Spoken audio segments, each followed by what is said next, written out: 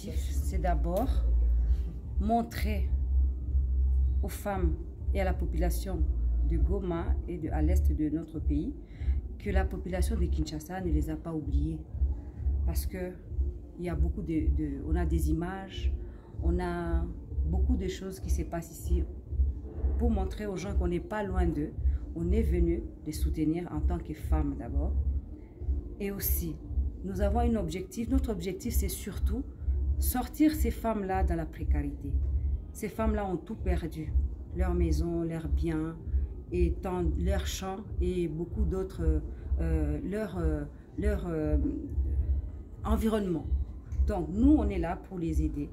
On a pris en compte 1000 femmes qu'on va aider avec des moyens pour qu'ils puissent faire du business, pour qu'ils puissent faire du commerce.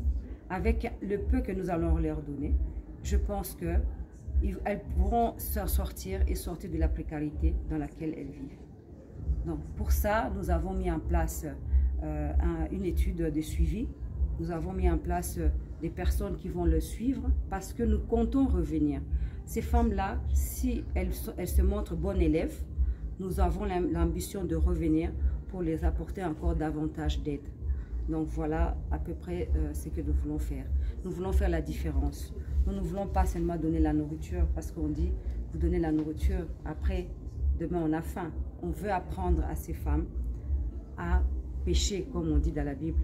On ne veut pas seulement leur donner à manger, mais on veut leur apprendre à pêcher. C'est ça notre objectif, nous voulons faire la différence. Voilà les femmes solidaires, ce que nous voulons faire et comment nous voulons travailler avec les mamans du Goma.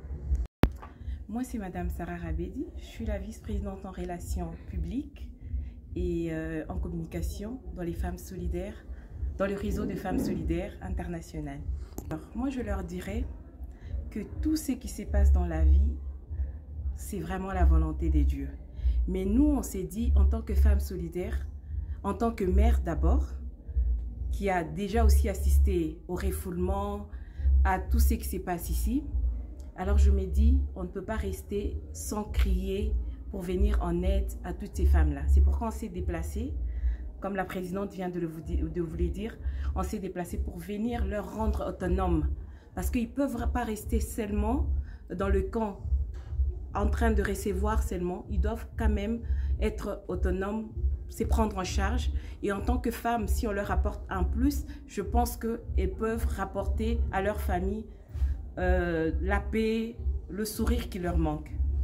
Est-ce qu'il y aura suivi de votre argent, donc vous donnez à des femmes déplacées, et puis ça va rester comme ça, ou bien il y aura un suivi pour voir est-ce que la femme là continue avec cet argent, ou bien ça va cesser par là, vous donnez puis vous partez comme ça?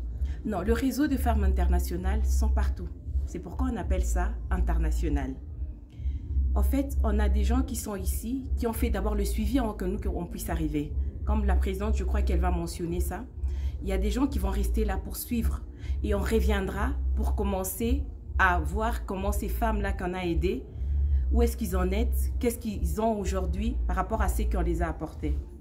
Et si une fois, c'est la fin, une fois il n'y a plus de la guerre en Nord Kivu, est-ce que ces femmes-là, même s'ils rentrent dans leur milieu d'origine, vous allez encore les aider?